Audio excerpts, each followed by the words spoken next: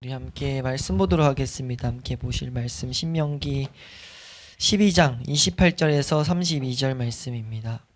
28절에서 32절 우리 함께 읽도록 하겠습니다. 함께 읽습니다. 시작. 내가 내게 명령하는 이 모든 말을 너는 듣고 지키라. 내 하나님 여호와의 목전에 선과 의를 행하면 너와 내 후손에게 영구히 복이 있으리라.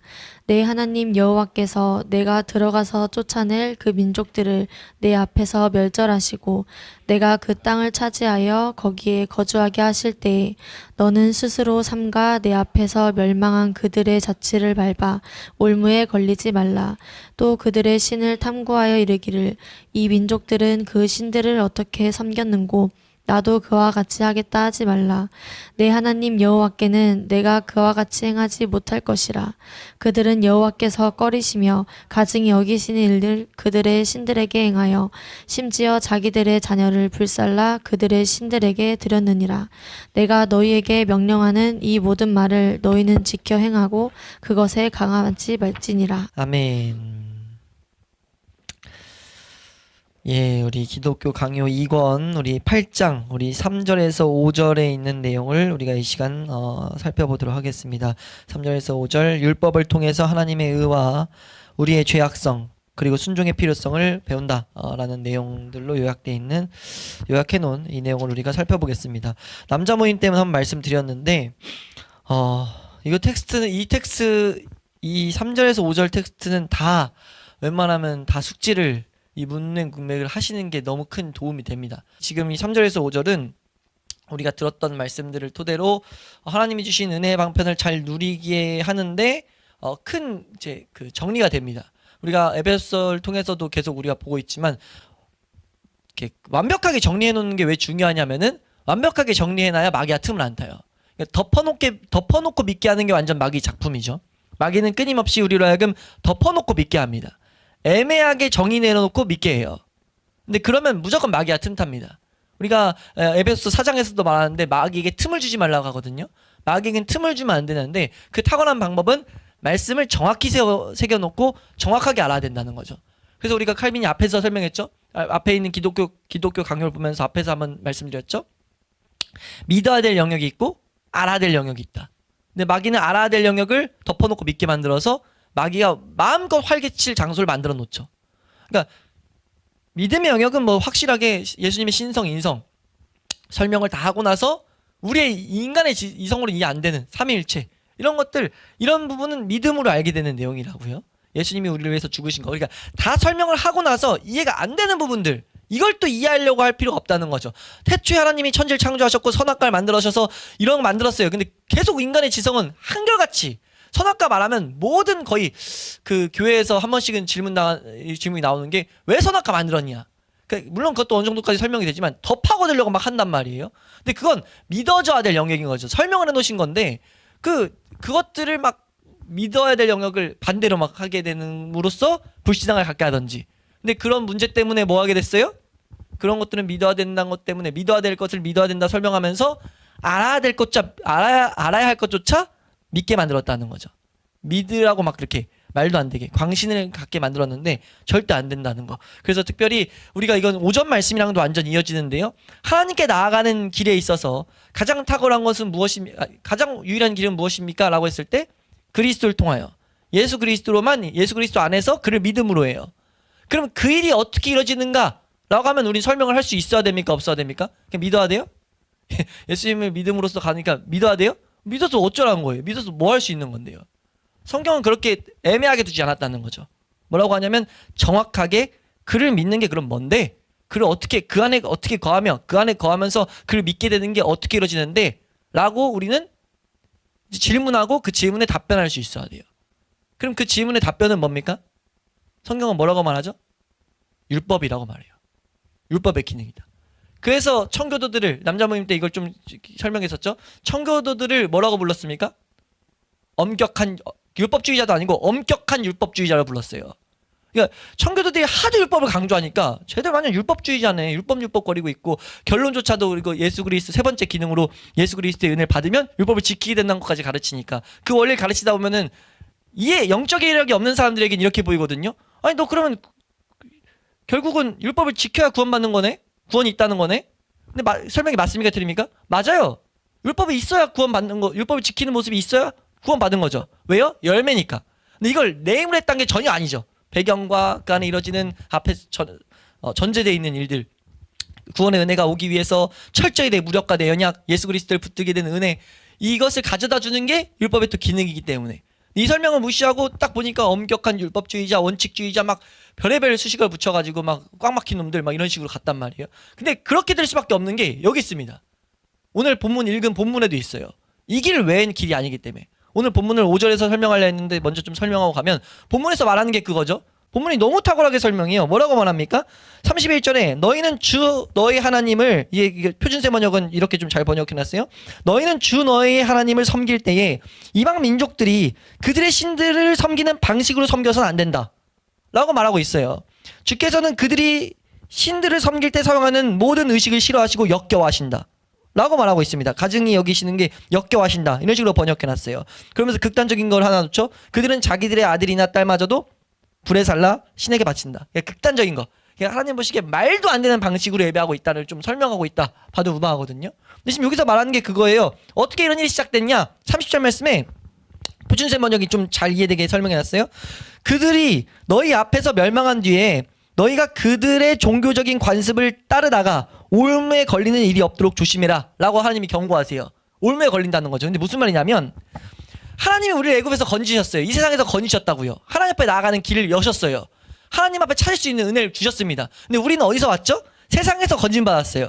그러니까 우리는 세상에 계속 영향을 받습니다. 세상의 것들을 보고 있어요. 근데 우리가 이걸 명확히 해놓지 않으면, 하나님께 나아가는 길을 명확히 해놓지 않으면 어떤 일이 발생되냐면 우리 안에서 하나님 앞에 나아가기 위해서 어떻게 해야 될까를 이 세상 방식에서 찾는다는 거예요. 지금 이게 신명기 여기 말씀이거든요. 그러면서 뭐라고 하냐면 이 민족들이 자기들의 신들을 어떻게 섬겼을까? 나도 그렇게 해보았으면 좋겠다 하면서 그들의 신들을 섬기는 일을 없도록 해라. 이거 하나님 뭐라고 경고하는 거냐면 분명히 중심은 이거예요. 하나님을 섬기는데 잘 섬기기 위해서 어떻게 그들은 잘 섬겼지? 하면서 그들이 열심을 가지고 나도 그거 가지고 하나님을 섬겨야지 했는데 그거 우상숭배라는 거죠. 무슨 말이냐면 그렇게 나아가는 순간 오직 유일한 하나님 앞에 나아가는 게 아니라는 겁니다. 그래서 31절에 너희는 그들의 방식으로 하면 하나님 그거 역겨워하시고 하나님은 내가 너희에게 명한 것들을 지키고 거기에 한마디도 더하거나 빼서는 안 된다.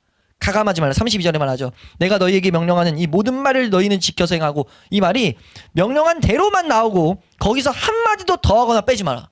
내 말한 대로만 걸어야 돼. 왜냐하면 이 세상에서 하나님께 나아가는 길이 없기 때문에. 그래서 하나님 명령한 대로 했는데 그 명령이 율법이라고요. 오전에 말했지만 그 모든 율법들은 누굴 가르쳤다고요? 예수 그리스도를 가르쳤다고요. 그러니까 우리는 예수 그리스도를 통해서만이 하나님 앞에 나아가는 것을 놓쳐서는 안 돼요. 근데 그 예수 그리스도 앞에 나아가게 하는 것이 율법이 폐해진 게 아니라, 물론 의식법 같은 건 폐해졌지만 도덕법이 폐해진 게 아니라 지금도 그 율법, 완전하게 만드신 하나님의 율법은 지금도 하나님 말씀으로 살아있어. 어떤 역할을 하느냐? 역할이 뭐예요? 우리의 죄를 더욱더 깨닫게 하고 우리로 하여금 오늘 이제 3절에서 말하지만 하나님 앞에 은혜를 구하게 만들어서 예수 그리스도 앞에 나아가게 한다는 거죠. 이 원리 외에는 없다는 겁니다. 이거 진짜 너무 놀라운 말씀이거든요. 이거 왜 하면은 가증스러운 일이라는 거예요. 칼빈이 이제 그걸 정말 탁월하게 이제 그걸 묘사해서 설명하는데 사람들이 수도 없이 수많은 방식들을 만들어낸다는 거죠. 왜요? 육신 때문에. 그 원리를 우리가 너무나 중요한 말씀이라는 거예요. 그래서 이렇게까지 그 은혜를 가져다 주는 예수님 앞에 나아가게 하는 그 계명을, 율법을 철저히 지키는데 힘을 쏟아야 되니까 힘을 쏟을 때 뭐가 온다는 거예요? 유익이 온다는 거예요. 예수 그리스도를 찾는 은혜가. 예수 그리스도가 있는 사람에게는 예수 그리스도만 붙들고 살아가는 은혜가. 그러니까 그런 은혜가 주기 때문에 십계명을 이렇게 길게 설명하는 겁니다. 50 몇 번까지 나눠가지고 세부적으로 막 한 거예요. 이들을 지켜라가 핵심이 아니라 이 능력을 너희 믿어라. 사모해라. 능력이 하나라도 부딪히기를.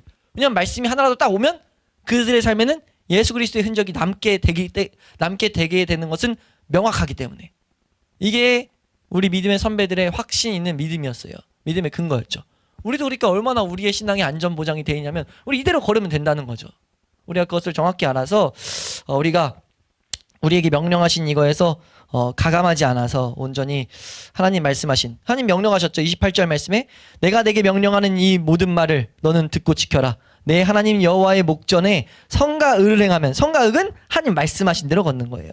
그럼 뭐예요? 영구히 복이 있다 라고 지금 말하고 있죠. 영구히 복이 있습니다. 이건 하나님이 정하신 복. 그게 뭐예요? 하나님의 율법에는 능력이 따라옵니다. 이걸 우리는 알아야 돼요. 한번 따라할까요? 하나님의 율법에는 능력이 따라온다. 우리가 안식일이 복되게 했다는 것을 우리가 우리 교회에서 많이 강조했는데, 그와 같이 율법엔 능력이 있다는 것을 우리는 또 새겨놔야 됩니다. 이 파트에서 이걸 통해서 우리가 성경에도 이미 분명히 기록되어 있었지만 감사하게 잘 정리해놓은 이걸 통해서 율법에는 능력이 있다. 이걸 우리는 좀 명확히 넣을 필요가 있어요. 어떻게 하면 예수 그리스도를 잘 붙였습니까? 우리 어떤 은혜 이게 아니라 말씀 알아가는 거 물론 필요해요. 근데 말씀을 알아가는데 탁월한 은혜가 계속 공급되는 건 율법의 기능.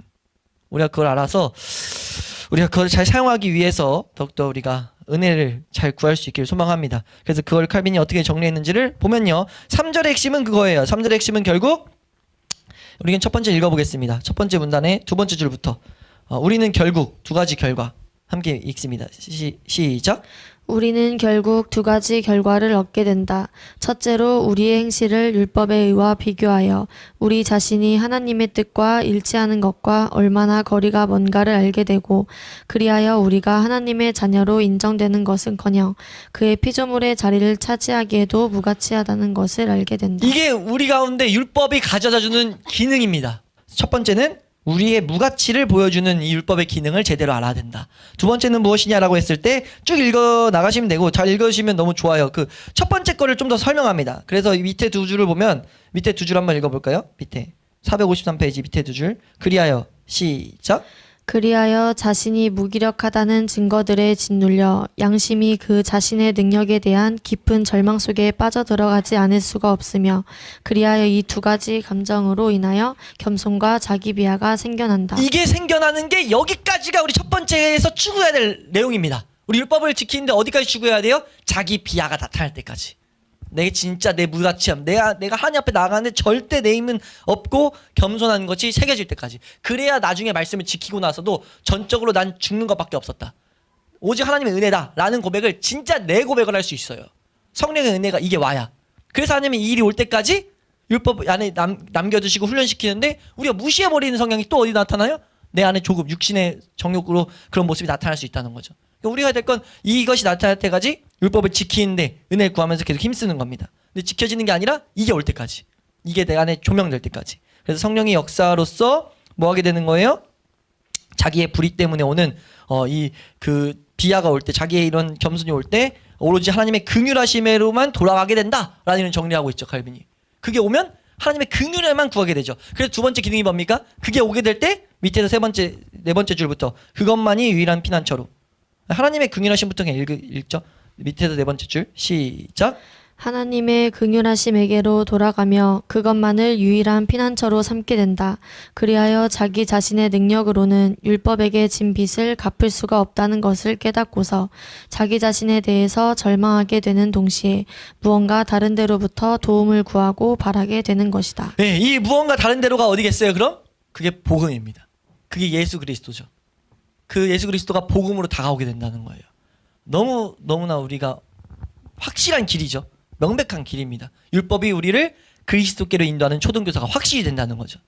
예, 우리가 그걸 봐야 된다. 그걸 보게 될 때 우리가 하나님의 정하신 방법이 얼마나 위대하신지, 얼마나 감사한지, 우리 힘으로 할 수 없는 내용이었는데 보고 직면하다 보니까 진짜 할 수 없는데 갑자기 너무 자유해지는 거예요. 이 복음이 우리 가운데 깨달아지는 만큼. 맞잖아요? 이 얼마나 누구에게나 공평하신 방법인지를 우리가 보게 된다는 거죠. 하나님의 그 복음을 찬양하게 되면서 나아가게 되는 일이 발생되는데, 그리고 그 일이 계속 풍성히 일어나야 되는 게 마땅한데, 이 죄성 가진 우리의 육체, 우리는 그걸 감사하다가도 또 감사를 못해요.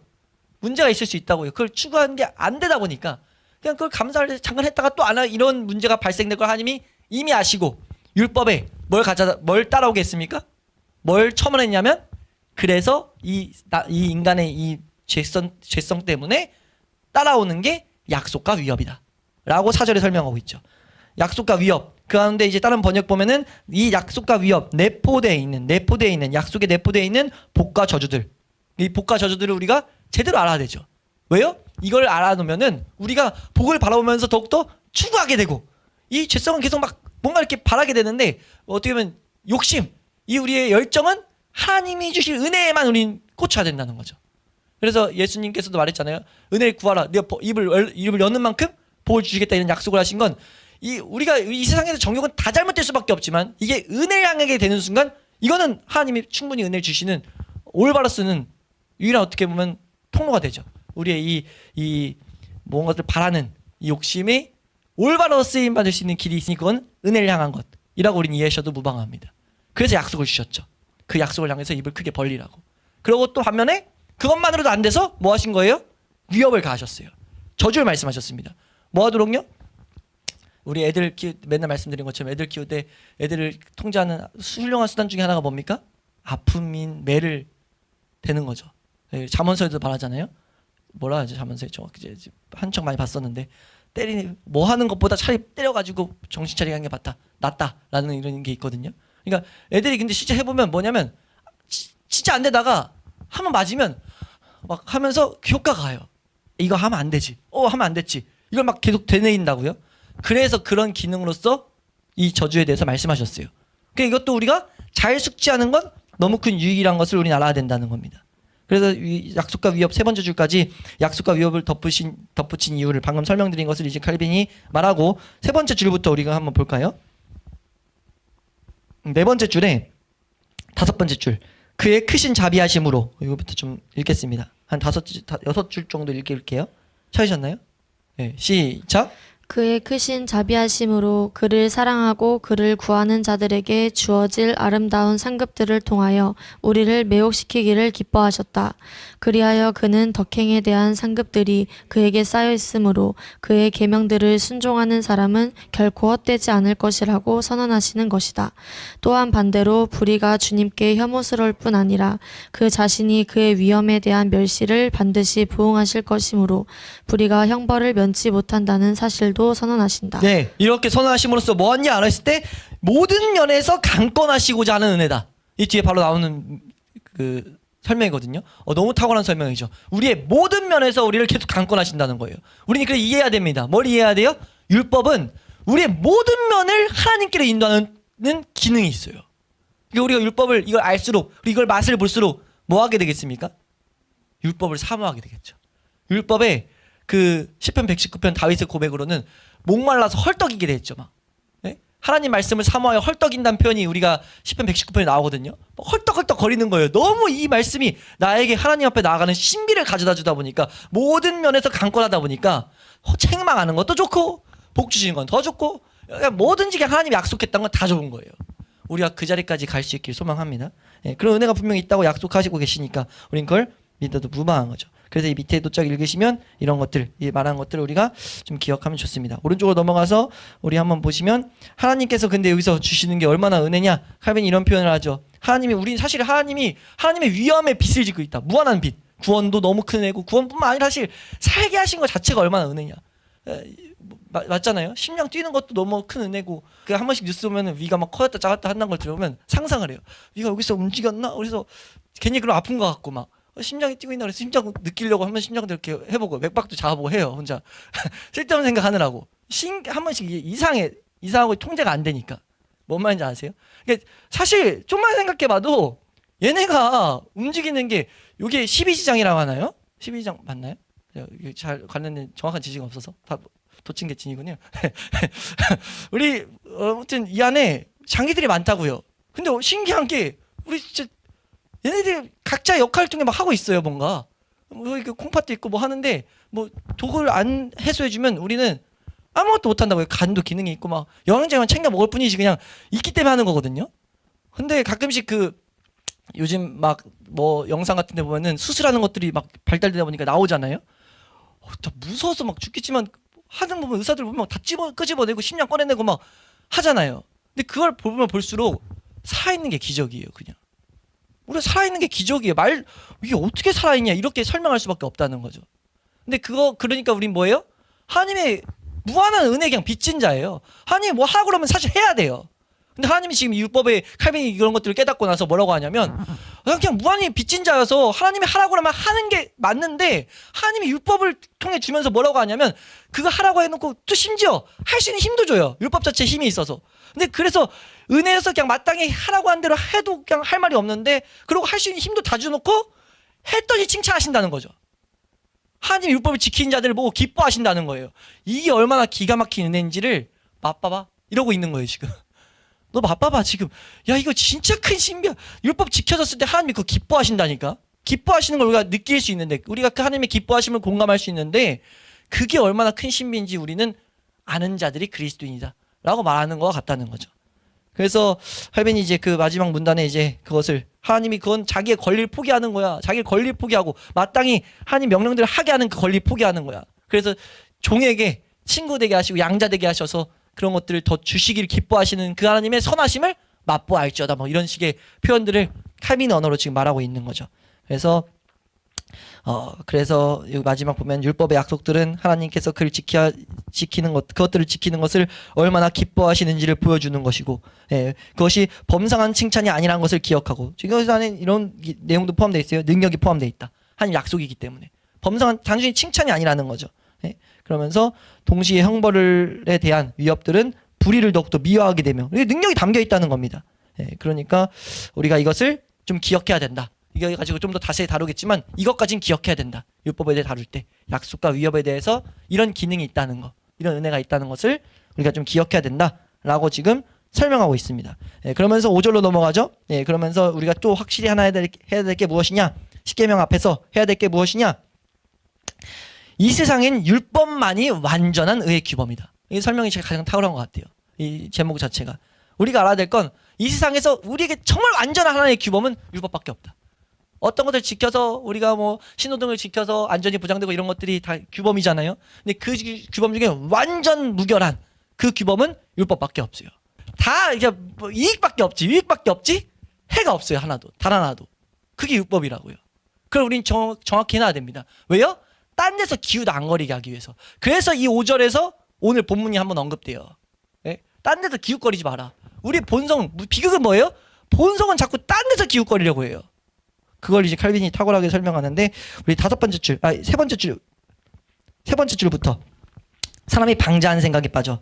우리 한 세 줄 한번 읽어보겠습니다. 아니 이게 좀 중요해서 잘 집중해서 읽어보세요. 세 번째 줄부터 한 7줄 읽을게요. 시작.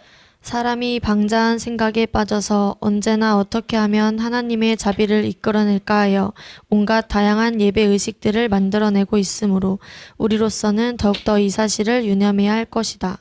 신앙의 모습을 빙자하는 불신앙적인 자세는 인간의 본성에 뿌리를 둔 것으로 시대마다 그 자태를 드러내어 왔고 여전히 그 자태를 드러내고 있다.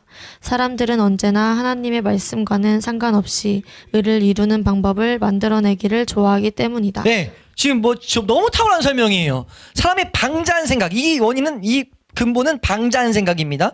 하나님의 자비를 이끌어내려고 하면서 여러 예배 의식을 만들어내요. 오전에 설명한 대로 어떤 감정, 이게 와야 뭐 이게 말 밑도 끝도 없는, 그러니까 수많은 예배 형태가 있죠. 이게 다 뭡니까? 하나님의 은혜를 받기 위한 거예요. 근데 수많은 예배 형태들 다 우리가 조심해야 될 게 경계하고 분별할 수 있어야 되는데, 하나님이 정하신 방법 아니면 어느 것도 은혜가 공급되지 않습니다. 하나님이 정하신 방법대로 가야만 은혜가 공급돼요. 근데 수많은 방법들을 통해서 하나님이 말했지만 은혜가 안 오니까 은혜라고 하는 것들을 만들어내죠. 뭐가 왔을 때, 뭐가 있을 때, 뭐가 찌릿했을 때, 그리고 뭐가 위로가 왔을 때, 그러놓고 하나님 말씀을 또 갖다 붙이죠. 말씀대로 그래서 사라지게 됐으면 된 거야. 중간 과정은 좀 애매하지만, 조금 미흡하지만, 각설하고 그냥 덮어놓고, 결론이 딱 됐네? 그럼 끝이야. 근데 하나님 말씀은 과정도 중요해요. 동기도, 과정도, 결론도 다 중요합니다. 하나님은 완전하신 분이기 때문에. 근데 이 세상 방법은요, 중간 좀 애매하다 마지막에 말씀 지켰네? 그럼 땡이에요. 열매를 알린다고 하는데 말씀을 잘못 이해해가지고. 근데 그거 아니라는 거죠. 그건 뭐라는 거예요? 지금 칼빈이 설명하는 건, 그거는 신앙의 모습을 빙자하는 불신앙적인 자세다. 본성의 뿌리를 둔 모습이다 라고 선언하고 있다는 거죠. 본성의 뿌리를 두면 어떻게 됩니까? 하나님이 그래서 역겨워하시는 겁니다. 하나님이 처리한 걸 가지고 들고 와서 뭐 하려고 하는 모습 자체가 얼마나 무식이 용감하다고 무식 가지고 하나님 앞에 나아가냐는 거죠. 그러니까 우리가 알아야 될 것은, 계명을 무시하고 하나님 방법을 무시하고 하나님께 나아가는 길을 시대마다 수도 없이 만들어낸다는 거죠. 근데 문제는 뭐예요? 사람들이 자기는 그렇지 않다고 착각해요. 열심을 가지고 하면서 말씀을 자기가 몇 가지, 칼빈 앞에서 말한 표현으로 몇 가지 던져주면서 말씀 지켰는데 뭐 했는데 하면서 뭐라고 합니까? 난 하나님을 위해서 말씀도 계명도 얼마나 중요시하고 있는데요 라는, 그러니까 분별하기 좀 어려운 어떤 열매들 가지고 막 말한다는 거죠. 근데 우리는 분별할 수 있는 탁월한 딱 하나의 기준을 줄 수 있습니다. 아니, 탁월한 기준 하나를 줄 수 있죠. 그게 뭡니까? 그 사람들이 하나님의 열심을 갖고 하나님 앞에 어떤 하나님의 은혜를 받았다, 은혜를 구한다 하는 하나님 앞에 나아가는 사람들이, 그 사람이 율법을 강조하지 않으면 다 잘못됐다 봐도 무방해요. 이거 진짜 저는 이거 보면서 이래서 제 앞에서 신앙생활들이 계속 쳇바퀴 돌고 뭔가 잘못된 길로 계속 이탈된 이유가 여기 있습니다. 여기 하나님이 이 율법이 완전한 의의 규범이라는 것은 뭐냐면요, 하나님이 이 구약시대에 율법을 주신 게 폐지되지 않고 그 완전한 것이 효력이 지금도 유지되고 있다는 것을 믿는 게 그리스도인들이에요. 믿는 게 하나님 백성입니다. 하나님 말씀하신 대로 역사한다는 거, 이건 동의하는데 동의하면서 율법을 무시한다고요. 이게 얼마나 웃긴 행태인지를 우리 알아야 된다는 거죠. 율법은요 기준이 될 수 있습니다. 하나님 앞에 나아가는 자들은요 율법을 사랑하는 자들이 된다는 거예요. 내가 언제 하나님을 말씀대로 안 속였는데, 하나님 방법 내가 언제 무시했는데 하는데, 하나님 말씀을 소홀히 여긴 것이 그런 모습입니다. 하나님 말씀 무시하고 하나님 앞에 나아가는 길을 내가 맞는 거, 그것이 내가 지금 하나님의 말씀들을 소홀히 여기고 무시하는 거. 그래서 우리가 보면 찬양 집회 같은데 그 열매를 우리가 구분 지을 수 있는 것 중에 하나가 뭐냐면, 찬양 집회 열심히 막 열정적으로 뛰고 막 난리치고 나서 찬양 시간만 되면 뭐예요? 이 성령의 역사가 아니라는 거 증거가 뭐냐면, 난리치고 나서 뭐예요? 말씀 듣잖아요? 말씀 시간에 뭐 합니까? 자요. 한결같이 일동묵념합니다. 그러고 깨서 찬양하면서 오늘 예배 때 은혜로 왔대. 뭐는 데 찬양할 때 하나님 나에게 말씀하셨대. 그래놓고 이제 그 뒤에 전도에 열심을 갖게 하고 이상한 거 열심을 갖게 만들어요. 근데 그건 전혀 성령의 역사라고 우리는 성령의 역사가 아니라는 것을 진단할 수 있어야 된다는 거죠. 이해되시나요? 지금 이걸 칼빈은 여기서 설명하고 있는 거예요. 네? 율법의 계명들은 지극히 좁은 한 구석만을 차지할 뿐이고, 인간이 만들어낸 무수한 강령들이 거의 모든 자리를 차지하는 것이다. 네? 율법의 계명을 안 하는 거 아니에요 그들이. 근데 지극히 작은 한 부분 딱 해놓고 다른 거 다 채워놓은 거예요. 이거 잘못됐다는 거죠. 율법이 모든 게 돼야 됩니다. 그래서 청교도들을 뭐라고 했다고요? 엄격한 율법주의자, 웃긴 원칙주의자라고 지금 설명했다는 거죠. 그러면서 이제 오늘 본문이 나온 건데, 제가 본문을 보면서 신명기를 찾아봤어요. 했더니 신명기 각 장마다 계속 나와요. 가감하지 마라, 가감하지 마라, 명령대로 해라, 명령대로 하라든지 가감하지 말라든지 계속 나옵니다. 가감하지 마, 명령한 대로만 해라, 계속 강조해요. 그러면 내가 복 줄 거고 아니면 저주받는다. 이게 신명기 전체를 관통하는 하나의 계속 가르침입니다. 반복한 이유는 뭐죠? 잊기 쉬우니까. 그리고 뭐예요? 중요하니까. 이건 중요한 거예요. 우리가 하나님의 사람으로 살아가기 위해서 반드시 중요한 겁니다. 말씀 찾아보면 시간 가서 몇 개 찾아놨는데 읽어보세요. 나중에 신명기 주의 갖고 읽어보시면 계속 나와요. 4장 밑에 4장 9절로 말씀 있잖아요. 4장 9절 전에 4장 1, 2절, 4장 5절 하다 보면요. 우리 1, 2절만 보고 넘어갈까요? 1, 2절입니다. 시작. 이스라엘아, 이제 내가 너희에게 가르치는 규례와 법도를 듣고 준행하라. 그리하면 너희가 살 것이요, 너희 조상의 하나님 여호와께서 너희에게 주시는 땅에 들어가서 그것을 얻게 되리라. 보세요. 준행하게 되면요, 위에 다시 보시면 너희가 그것을 가지면 살게 되고, 살게 돼서 뭐 하는 거예요? 주시는 땅에 들어가게 된다는 거죠. 이건 하나의 예언적인 표현도 있는 거죠. 근데 4장 2절입니다. 시작. 내가 너희에게 명령하는 말을 너희는 가감하지 말고 내가 너희에게 내리는 너희 하나님 여호와의 명령을 지키라. 그냥 이 편이 계속 나온다는 거죠. 이런 말씀들을 하나님을 사랑한다 해놓고, 우리가 하나님 말씀대로만 산다고 해놓고 이런 말씀 싸그리 무시하는 거예요. 율법을 강조 안 한다는 거죠. 그건 왜 그럽니까? 우선 율법의 기능이 모르고 율법이 어떻게 작용되는지를 모르기 때문에. 왜요? 덮어놓고 믿자. 그게 지금 가져온 폐해입니다. 그걸 우리는 좀 정확히 볼 수 있어야 될 줄로 믿습니다. 그래서 이 6장, 제가 또 하나 본 거는 6장 4절이 이스라엘아 들으라, 우리 하나님 여호와는 오직 유일한 여호와시니, 그거 한번 제가 칠판 놓고 말씀드렸죠. 여기 화면 듣고. 그게 이스라엘 백성이 처음 배우는 토라예요. 지금도 흔적을 남겨두신 거죠. 하나님의 중요성을. 유대인들이 지금도 성경을 처음 배울 때 첫 배우는 구절이 6장 4절입니다. 이스라엘아 들으라, 우리 하나님 여호와는 오직 유일한 여호와시니. 그러면 놓고 그 성경에 표시를 하나 해놨다고 말씀드렸죠. 하나님이. 이거 기억나세요? 그 이스라엘 히브리어로 보면은 6장 4절이 첫 단어들 2개 딱 빼서 대문자로 쓰인, 히브리어엔 대문자가 없어요. 근데 글자 확대해서 크게 쓰는 단어가 2개 있는데, 그 단어 2개를 딱 빼서 쓰면 이스라엘이라는가 중간 단어를 딱 써서 들으면 어떤 원리도 있어요. 원리인데 그걸 강조해놔서 대문자를 뽑으면 뭐냐면 증인. 이스라엘아 들으라, 우리 하나님 여호와는 오직 유일한 여호와시니. 유일한 여호와를 보면 그 사람은 다 증인된다. 하나님 보면 무조건 증인. 그걸 거기 원리로 설명해 놓은 거예요. 살아계신 하나님 보면 증인이 될 수밖에 없습니다. 그러면서 원리를 설명하죠. 뭐라고 말합니까? 넌 마음을 다하고 뜻을 다하고 힘을 다해서 내 여호와 하나님을 사랑해요. 여기까지는 다 이해해요. 그러면서 뭐 하는 거예요? 명령한 말씀을 새기라고 하면서 방식을 설명하는데 부지런히 가르쳐야 되고 앉았을 때 길을 갈 때 누웠을 때 일어났을 때 말씀 계속 강론하면서 이마에도 붙이고 손목에도 붙이고 문 앞에도 붙여서 계속 뭐 하는 겁니까? 암기하게 하는 겁니다. 이거 왜 시키는 겁니까? 하나님 명령한 대로만 하기 위해서예요. 가감시키지 않기 위해서. 그래서 6장 25절6장 마지막 절 가면요. 이렇게 이 6장은 결론이 납니다. 6장 25절입니다. 시작. 우리가 그 명령하신 대로 이 모든 명령을 우리 하나님 여호와 앞에서 삼가 지키면 그것이 곧 우리의 의로움이니라 할지니라. 그 명령하신 대로 이 모든 명령을 우리 여호와 하나님 앞에서 삼가는 주의하다예요. 주의하다인데 사실 단어 자체는 주의하다, 이루다 라는 단어인데 지키다는 일하다, 만들다. 그러니까 우리가 주의해서 이걸 만들어내면, 주의해서 일하게 되면, 주의해서 지키게 되면 그러면 하나님 이것이 하나님 앞에 의로움이다 라고 설명하고 있다는 거죠. 그러니까 이게 무궁무진하게 성경이 설명했는데, 정확하게 설명했는데 얼마나 우리가 사실 이걸 신앙생활 오래 하면 오래 했을수록 비춰봤을 때 이 강조점을 얼마나 들었는지를 우리는 돌아볼 필요가 있다는 거죠. 저는 보면서 그런 생각이 많이 들더라고요. 이렇게까지 강조를 해놨는데 신앙생활에서 이걸 얼마나 강조를 받았었는가, 내 삶에. 그러니까 우리가 앞으로도 이제 우리의 삶에서 기준할 수 있는 수많은 신앙의 행태들을 만나겠지만 그 신앙의 행태를 우선은 하나님의 은혜 가운데 있다 아니다를 구분할 수 있는 기준은 우리 기준을 배웠다고 봐도 무방합니다.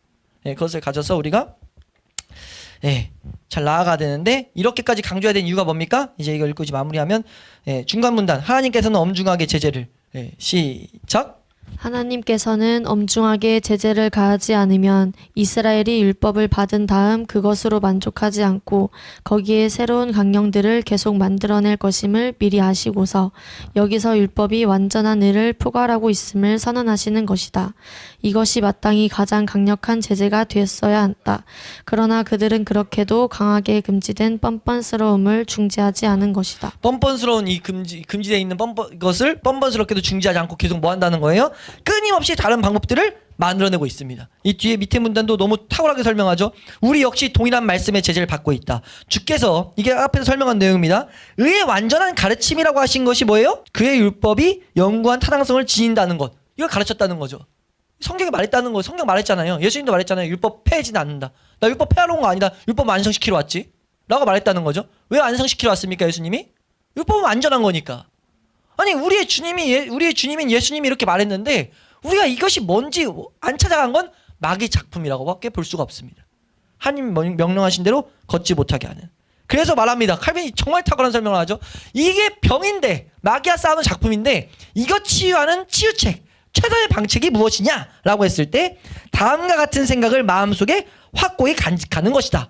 우리가 확고히 간직해야 될 생각을 딱 새겨놓으면 이 치유책이 된다는 거죠. 하나님 명령하신 대로만 걷게 된다는 거죠. 그게 이제 마지막 한 10번째 줄부터 있는 건데 그냥 설명드릴게요. 뭐라고 말합니까? 율법에 전수하신 완전한 의를 하나님은 가르치기 위함이다. 율법을 우리에게 전수하신 것은 완전한 의를 가르치기 위함이다. 우리는 좀 이해해서 그것이 예수 그리스도 앞으로 인도하게 하기 위함이다. 그러면서 하나님의 뜻이 요구하는 바와 일치하는 것 이외에 다른 의를 가르친 것이 없으며, 그러니까 이거 외에 하나님 사랑을 얻어보려고 아무리 새로운 행위를 시도해도 전혀 소용이 없다. 제가 그래서 이걸 읽고 앞에서 계속 설명드린 거예요. 이게 기준이 된다고. 우리가 전혀 소용이 없다는 걸 먼저 알아야 돼요. 새겨야 됩니다. 하나님께서 받으시는 예배는 오직 순종에 있다는 겁니다. 율법 지키는 데 있다는 거예요. 지키도록, 근데 이게 기능을 생각해야 되죠. 지키는 목적이 뭡니까? 우리가 마귀가 착각을 일으키는 건 지켜서 이뤄낸다가 아니라 지킴으로써 그리스도, 완전한 의신 그리스도를 인도하고 그리스도의 안으로 들어가면 그리스도 안에서 우리가 결국 또 뭐 하는 거예요? 이 신비한 율법을 지켜지게 된다는 거죠. 그 중간에 그 과정을 우리는 정확히 알아야 된다는 거예요. 그러니까 하나님께서 받으신 예배는 오직 순종에 있습니다. 그러니까 선행에 대한 열심을 갖되 하나님의 율법 바깥에서 헤매는 것은 하나님의 참된 의를 욕되게 하는 것. 이거 우리 잘 마음에 새겨놔야 돼요. 다른 방식으로 예배하는 건요, 하나님을 욕되게 하는 겁니다. 그리고 도저히 용납될 수 없는 것. 이런 것들을 마음에 새겨놓으면 뭐 하게 됩니까? 하나님 명령하신 것에서 벗어나는 것을 경계하게 되겠죠. 그리고 받아들이려는 헛된, 저도 이거 전에 이제 계속 있었던 게, 그럼 저 사람들은 예배하는 거 열심히 있는 거 어떻게 받아들여야 돼? 포용의 문제가 아니라 이거는 하나님이 이렇게 선언해 놓은 내용입니다. 그건 예배가 아니라고 말하고 있어요. 그건 아까 신명기 성경에서 말하는 표현으로 가증스러운 역겨운 모습입니다. 그걸 하고 있는데 우리가 그래도 열심히 있으니까 하나님이 좀 받아주셔야 되는 거 아니야? 좀 우리도 용납해 줘야 되는 거 아니야? 라고 하는 것 자체가 뭐예요? 우리가 불의한 것과 함께 짐을 같이 거두려는 행위가 될 수 있다는 거죠. 타협할 수 없는 내용이라는 겁니다. 그러니까 다시 한번 말하지만 청교도들이 뭐예요? 엄격한 원칙주의자들. 야 너희만 잘났어? 이 설명을 계속 들었다고요. 청교도들 보면. 너희가 뭔데? 그래서 그 핍박을 당해가지고 막 도망 다니고 했잖아요. 근데 그들은 이 길을 발견했더니 이거 타협할 수 있는 내용이 아닌 거예요.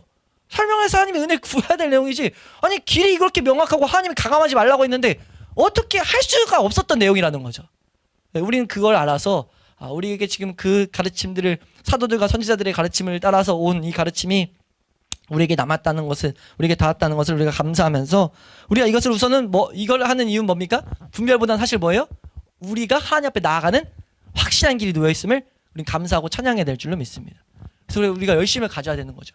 율법을 우리가 십계명을 앞으로 좀 몇 주 뒤에 보겠지만 십계명을 계속 더 날카롭게 세워놓는 거예요. 뭘 사모하면서요? 죄책이 찔림으로써 내가 비하되는 그 자리, 자기 비하와 겸손이 다가오는 자리를 우리 구하는 거죠. 왜요?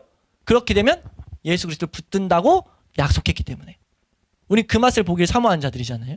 그래서 그걸 사모함으로써 이 칼빈이 먼저 경험했던, 이 믿음의 선배들이 먼저 경험했던 하나님의 이 율법을 가지고 의를 찬양하는 그 자리까지 우리가 그 가운데 하나님의 아까 중간에 설명드렸던 것처럼 그 기쁨을, 하나님이 내가 율법을 지킨 것을 기뻐하시는, 지키려고 하는 몸부림을 기뻐하신다는 것을 보면서 오는 그런 놀라운 찬양이 오는 자리까지 우리가 갈 수 있기를 소망합니다.